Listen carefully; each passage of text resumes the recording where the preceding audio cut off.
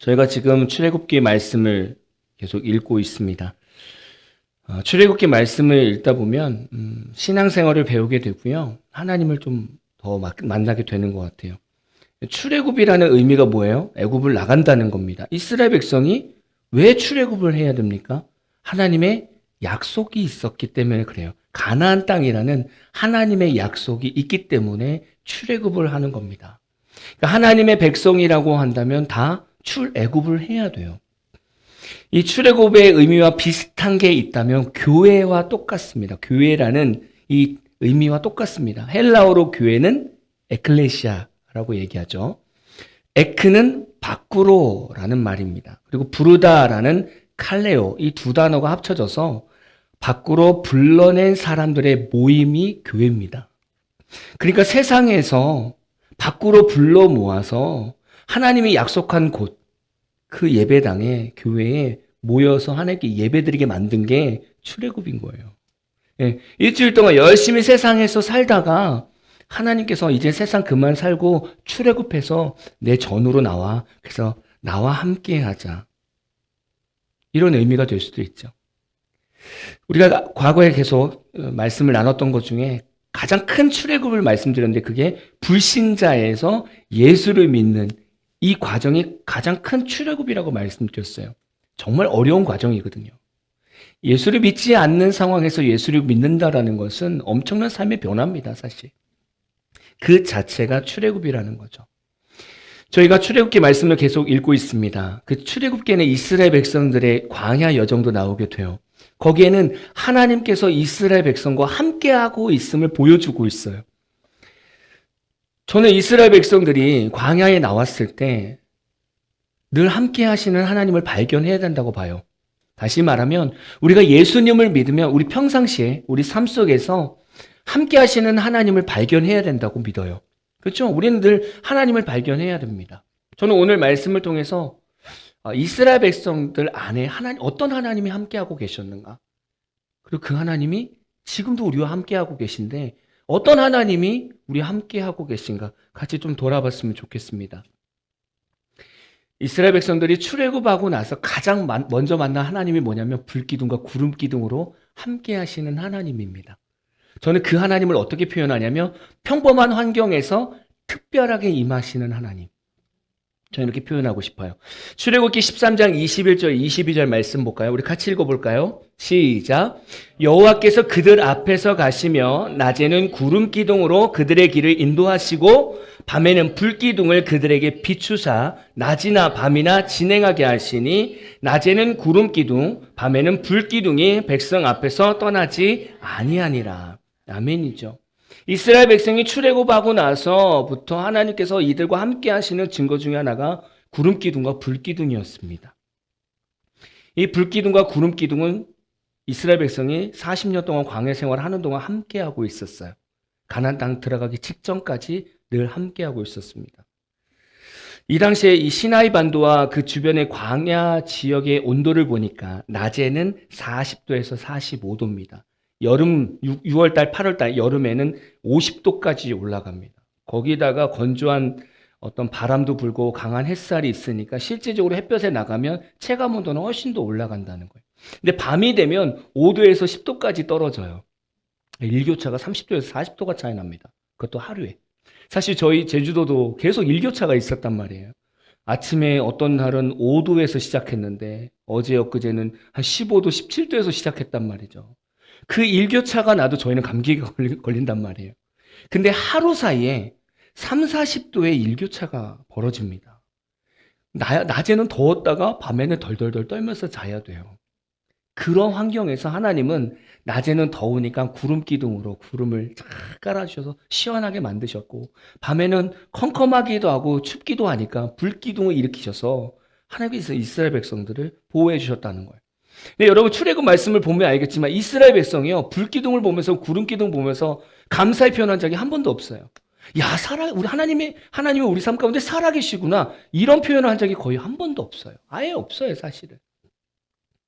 얼마나 기가 막힙니까? 그 더운 낮에 구름이 잔뜩 깔려 있는 거예요.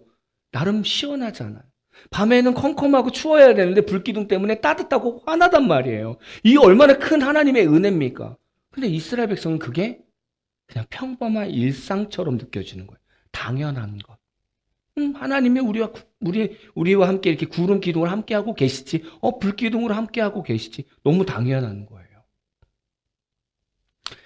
우리 삶이 한번 볼까요? 우리 삶이 아주 평범한 일상, 아주 평범한 일상. 똑같은 시간에, 똑같은 길로 출근하는 직장인들. 얼마나 평범합니까? 똑같은 시간에 가서 그냥 똑같은 길로 계속 드라이브해서 똑같이 회사에 도착합니다. 우리 학생들 같은 경우에 똑같은 시간표로 한 학기 동안 똑같이 공부합니다. 똑같은 선생님과, 똑같이 반배정 받은 친구들과 똑같이 공부해요. 늘 똑같은 업무와 또 똑같은 사람과 똑같은 일을 하는 직장인들. 얼마나 평범합니까? 아침이면 일어나고 밤이면 잠자리에 드는 일상. 얼마나 평범합니까? 내가 알지도 못하는 사이에 나는 숨을 쉬고 있어요. 그리고 건강하게 화장실 가서 볼일 봅니다. 얼마나 평범한 일상이에요. 여러분, 이 평범한 일상 가운데서 구름 기둥과 불 기둥과 같은 살아있는 하나님을 만나고 있냐 이거죠. 사실 우린 그 하나님을 놓치고 산다는 거예요. 우리가 예수를 믿고 하나님을 이제 점점 알아가면서 우리는 평상시 아주 평범한 일상 가운데 특별하게 임하시는 하나님을 발견하게 돼요. 여러분, 창세기 1장 1절 보니까 태초에 하나님이 천지를 창조하시니라. 우리 너무나 잘 아는 말씀입니다. 천지를 하나님이 다 창조하셨대요. 근데 우리가 예수 믿기 전에는 이 말씀을 알았냐고요? 몰랐다고요. 천지를 하나님이 창조하신지 몰랐다고요. 그 다음 볼까요? 마태복음 10장 29절. 참새 2마리가 한 아사리온에 팔리지 않느냐. 그러나 너희 아버지께서 허락하지 아니하시면 그 하나도 땅에 떨어지지 아니하리라. 시장에서 그냥 참새고기를 쉽게 살 수 있는 것도 하나님이 허락하지 않으면 그 참새 한 마리도 시장에 나오지 않는다는 거예요. 우리가 예수 믿으면서 이 말씀을 봐서 알지만 예수 믿지 않으면 이 말씀을 몰라요. 그러니까 우리 일상을 살아갈 때 자연을 보고 우리 일상생활 볼 때 예수 믿지 않으면 너무 평범하게 보인다는 거예요. 당연한 일상이에요. 당연한 일상. 근데 예수 믿으면 이 평범한 일상이 평범하지가 않은 거예요. 아름다운 자연을 볼 때, 하나님이 창조하셨지. 우리가 편하게 정육점에 가서 고기를 사더라도, 하나님이 환경을 열어주셨으니까 내가 고기를 샀지. 말 그대로 돼지가 병에 걸려서 다 죽게 되면 돼지고기 올라가서 이 가격이 금값처럼 올라가서요. 못 먹어요. 먹고 싶어도 못 먹어요. 그런 하나님을 발견하게 된다는 거예요. 평범한 일상 가운데 우리가 예수님을 믿으면 그 잔잔한 일상 가운데 우리와 함께 하시는 하나님을 발견하게 된다는 거예요. 우리 학생들도 마찬가지로 열심히 공부하고 시험 준비합니다. 예를 들면 자연재해로 인해서요. 날씨가 안 좋아지는 거예요. 태풍 오고 심하게 안 좋아지는 거예요. 학교 갈 수 있습니까? 못 가요. 내가 앞에 열심히 공부하면 뭐 합니까? 환경이 안 좋아서 시험을 못 보는데. 하나님이 주관해 주시지 않으면 우리는 할 수 없다는 거예요. 그게 특별한 은혜인 거예요. 평상시에는 우리가 쉽게 고기를 먹었는데 이제 건강이 안 좋아졌어. 그래서 단백질을 먹으면 안 된대요. 그다음부터는 고기 먹는 게 얼마나 감사한 일인지 모르는 거죠. 우리는 평범하다고 생각했는데 그게 평범한 게 아닌 거예요. 특별한 은혜였던 거죠. 어떤 한 청년의 간증이 있었습니다. 그냥 어느 평범한 아침에 한 청년이요. 늘 지친 마음으로 출근길 버스를 탔대요. 교회를 다녔나 봅니다. 신앙의 회의감도 느끼고요. 바쁘다는 핑계로 기도 생활도 못했고 예배도 제대로 드리지 못했대요. 그러니까 다 인생이 무너진 거죠. 그냥 그 청년은 습관적으로 버스를 타고 습관적으로 핸드폰을 켜고 핸드폰을 보고 있었대요. 그런데 버스가 어느 정류장 딱 지나고 나서 그 버스에서 잔잔하게 음악 소리가 들리더라는 거예요. 그래서 이 청년이 귀를 기울여서 들어보니까 버스 기사분이 틀어놓은 찬양이더라는 거예요. 그 찬양 가사에 잠잠히 들어보니까 주님 다시 오실 때까지 나는 이 길을 가리라. 이 찬양이 잔잔하게 흐르고 있었던 거예요. 어느 순간 늘 똑같이 탔던 그 버스에서 찬양을 들으니까 그 찬양이 이 청년 마음속에 팍 꽂힌 거예요. 그러면서 하나님의 임재와 사랑과 사명이 한순간에 막 몰려 들어오는 거예요. 그러니까 자기도 모르게 막 펑펑 우는 거예요. 사람들이 볼까봐 창문 밖을 보면서 펑펑 우는 거예요. 그 시간 이후로 다시 하나님을 찾으면서 다시 하나님 앞에서 회개하고 찬양 사역자가 됐다는 거예요. 이 청년이 예수를 믿지 않는 청년이었다면 그냥 늘 지친 몸을 가지고 그냥 일상생활을 했을 것이고 그 들려오는 찬양은 이 청년에게는 특별한 은혜가 되지 않았을 거예요. 근데 예수를 믿는 청년이다 보니까 신앙생활도 안 되고 몸도 지쳐있는 상태지만 그냥 일상생활하고 있는데 어느 순간 그 버스에서 틀어진 찬양이 이 청년에게 하나님 특별히 부르시는 하나님의 은혜가 됐다는 거예요. 이게 하나님의 특별한 은혜입니다. 이 청년은 그냥 늘 출근하면서 탔던 버스인데 거기서 이 찬양이 나올 줄 누가 알았겠습니까? 그 버스에는 많은 사람이 타지 않았겠습니까? 근데 모든 사람이 이 청년처럼 은혜를 느꼈냐고요? 안 느꼈다는 거예요. 이 청년만 은혜를 느낀 거죠.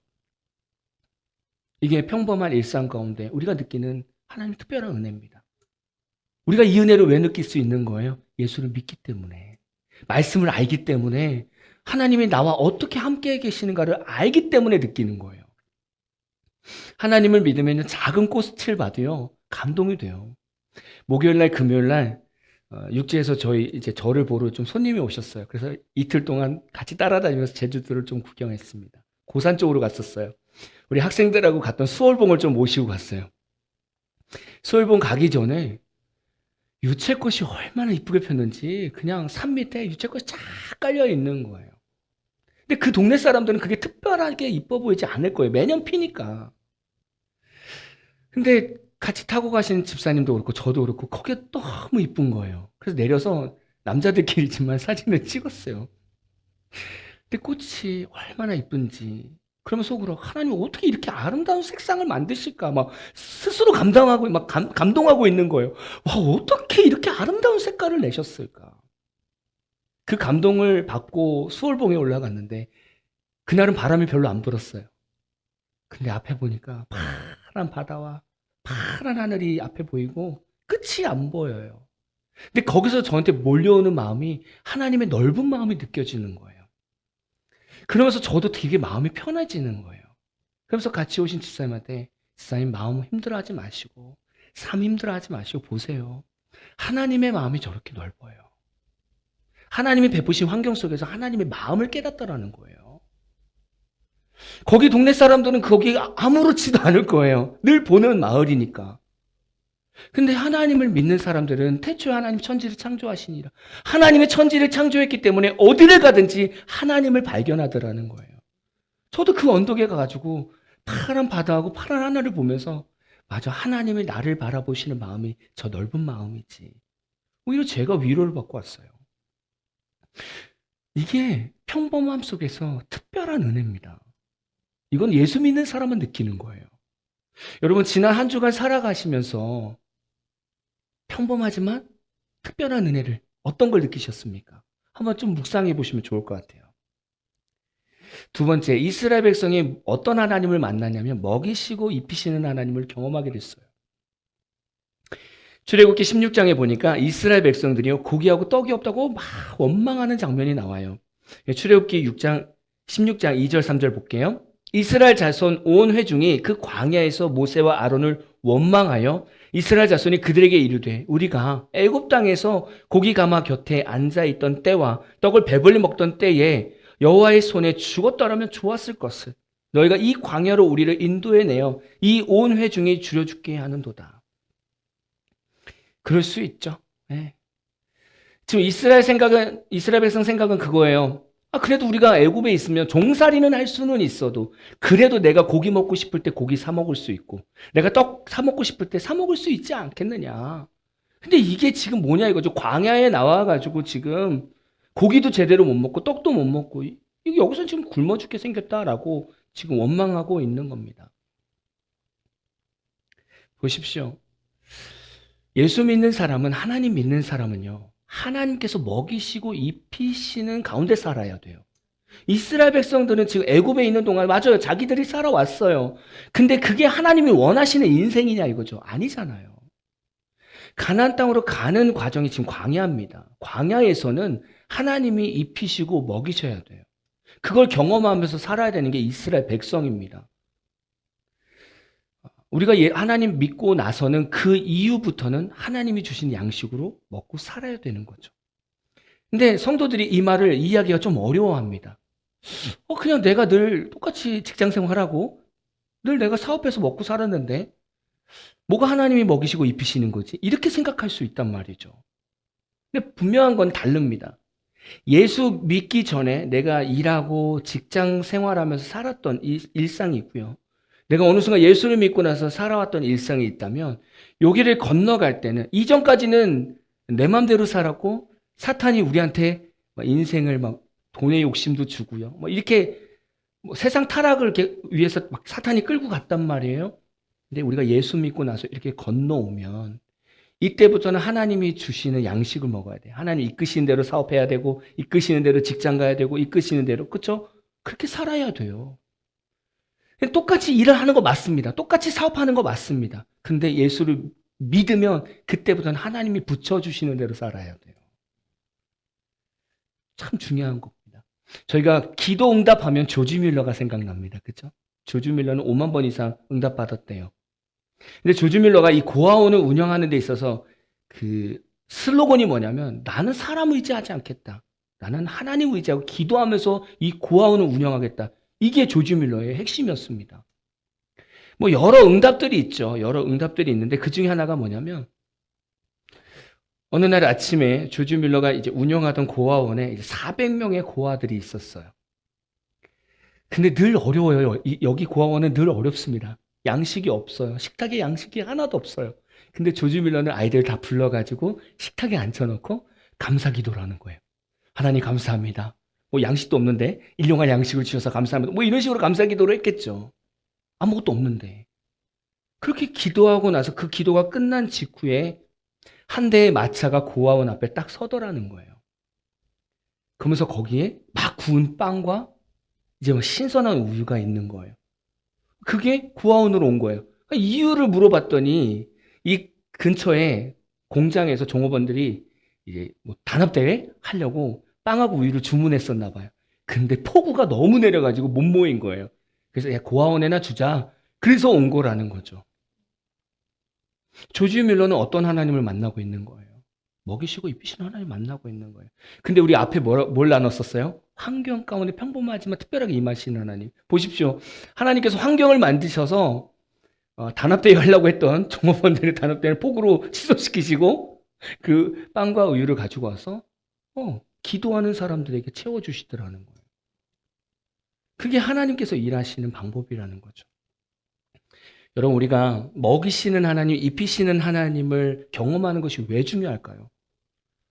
그래 우리 일상 가운데 하나님 먹이시나 보다. 오케이. 근데 왜 중요하냐 이거죠.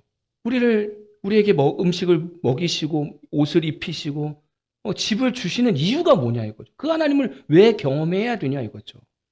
마태복음 6장 25절에서 30절 볼까요? 한 절씩 교독하고 30절은 합독하겠습니다. 그러므로 내가 너희에게 이르노니 목숨을 위하여 무엇을 먹을까 무엇을 마실까 몸을 위하여 무엇을 입을까 염려하지 말라. 목숨이 음식보다 중하지 아니하며 몸이 의복보다 중하지 아니하냐. 공중의 새를 보라. 심지도 않고 거두지도 않고 창고에 모아들이지도 아니하되 너희 하나님 아버지께서 기르시나니 너희는 이것들보다 귀하지 아니하냐. 너희 중에 누가 염려함으로 그 키를 한 자라도 더할 수 있겠느냐? 또 너희가 어찌 의복을 위하여 염려하느냐? 들의 백합화가 어떻게 자라는가 생각하여 보라. 수고도 아니하고 길쌈도 아니하느니라. 그러나 내가 너희에게 말하노니 솔로몬의 모든 영광으로도 입은 것이 이 꽃 하나만 갖지 못하였느니라. 오늘 있다가 내일 아궁이에 던지는 들풀도 하나님이 이렇게 입히시거든 하물며 너희일까 보냐. 믿음이 작은 자들아. 아멘. 너무 잘하는 말씀이죠. 하나님께서 우리를 먹이시고 입히시는 이유. 이스라엘 백성이요 광야에 나와서 하나님 떡 없어요. 고기가 없어요. 왜 우리를 여기서 죽게 합니까? 이렇게 원망 하지만 그 원망하는 이스라엘 백성들을 하나님 심판하지 않으시고 고기를 주시고 양식을 주시는 이유가 뭐냐 이거죠. 이유. 그것은 우리로 하여금 염려와 근심이 사라지게 만들기 위해서입니다. 사실 우리 인간들 생각해보면, 우리 사람 생각해보면 의식주 안에서의 고민이 사실 되게 많아요. 그걸 한번 생각해보세요. 우리 고민 중에 의식주에 관한 고민, 염려 빼면 얼마나 남을까요? 별로 안 남아요. 우리가 평상시에 고민하는 것들이 의식주에 대한 부분입니다. 그렇다고 한다면 하나님이 야, 내가 의식주에 대한 부분 내가 다 입히고 채워줄게. 우리가 그걸 믿는다고 한다면, 의식주에 대한 염려와 걱정이 우리 가운데 사라진다면 그럼 우리 신앙생활이 어떻게 달라지겠냐 이거죠. 하나님께서는요, 이스라엘 백성한테 양식을 주면서 뭐라고 말씀하시냐면 출애굽기 16장 4절에 보니까 이스라엘 백성이 하나님의 율법을 준행하나 안 하나 시험하겠다라고 말씀하는 거예요. 내가 너희들 양식 줄 거야, 입힐 거야. 그 대신에 먹는 거에 대해서 이제 염려하지 마. 그 대신 나는 뭘 보냐면 너희들이 내 말씀을 준행하나 안 하나 난 그걸 볼 거야. 그게 중요한 거예요. 하나님께서 먹이시고 입히시고 이걸 우리가 경험하는 이유가 뭐라고요? 우리 삶의 염려와 근심이 사라지게 하기 위해서다. 그렇다고 한다면 예수님은 뭐라고 말씀하셨을까요? 마태복음 6장 31절에 33절입니다. 같이 읽어볼까요? 시작. 무엇을 먹을까? 무엇을 마실까? 무엇을 입을까 하지 말라. 이는 다 이방인들이 구하는 것이라. 너희 하늘 아버지께서 이 모든 것이 너희에게 있어야 할 줄을 아시느니라. 그런즉 너희는 먼저 그의 나라와 그의 의를 구하라. 그리하면 이 모든 것을 너희에게 더하시리라. 하나님과 똑같이 말씀하고 있지요. 야, 무엇을 먹을까? 무엇을 입을까? 걱정하지 마. 그것은 이방인, 하나님을 믿지 않는 이방인들이 염려하고 걱정하는 거야. 우리 하늘 아버지는 너희가 뭘 필요한지 다 알아. 똑같이 이스라엘 백성에게 하나님 말씀하시는 것처럼 똑같이 말씀하는 거예요. 그러면서 예수님 뭐라고 말씀하세요? 이건 다 걱정하지 말고 너희는 먼저 그의 나라와 그의 의를 위해서 살면 돼. 그것만 구하면 되는 거야. 먹이시고 입히시는 하나님 우리 평상시에 경험하게 될 겁니다. 지금도 우리는 사실 먹이시고 입히시는 하나님을 우리 만나고 있어요. 우리에게 건강을 주시기 때문에 일할 수 있는 거고요. 우리에게 사업장을 주시고 직장을 주시기 때문에 우리 먹고 사는 거예요. 근데 왜 우리를 먹이시고 입히시냐 이거죠. 우리한테 염려하지 말라는 거예요. 우리한테 걱정하지 말라는 거예요. 의식주 이런 부분에 대해서 이제 걱정하지 말라는 거예요. 걱정할 시간에 먼저 그의 나라와 그의 의를 위해서 살라는 거예요. 우리가 평상시에 만나는 하나님이 이런 하나님입니다. 늘 먹이시고 채우시는 하나님. 마지막 세 번째입니다. 말씀으로 하나님을 만나게 됩니다. 출애굽기 19장 5절 볼까요? 같이 읽어보겠습니다.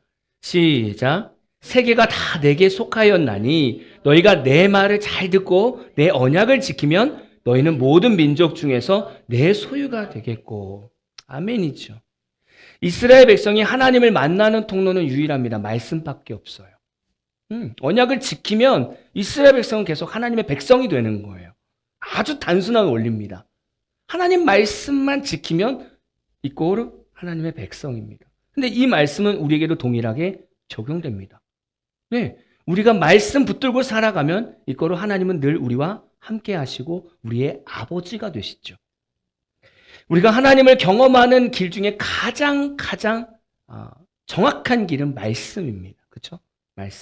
말씀을 읽고 묵상하고 그 말씀에서 주신 오늘의 말씀을 내 마음판에 새겨서 하루 종일 읊조리는 거예요. 오늘 말씀 가운데 이 말씀을 왜 나에게 주셨을까? 계속 되뇌이면서 주님 이 말씀 가운데 내가 뭘 변해야 됩니까? 뭘 결단해야 됩니까? 오늘 하루 종일 묵상하는 거예요. 그래서 말씀 큐티는 아침에 하는 것이 좋긴 합니다. 왜냐하면 그 말씀 가운데 하나님 주신 말씀 붙들고 하루 종일 읊조려야 되니까. 여러분 우리가 예수 믿으면 성경을 읽으라고 합니다. 그렇죠? 왜 성경을 읽으라고 합니까? 그렇지 않아도 바빠 죽겠는데 공부하느라고 바빠 죽겠고 직장 다니고 피곤한데 왜 성경을 읽어야 됩니까? 시편 119편 105절 너무나 잘 아는 말씀입니다. 주의 말씀은 내 발의 등이요 내 길의 빛이니이다.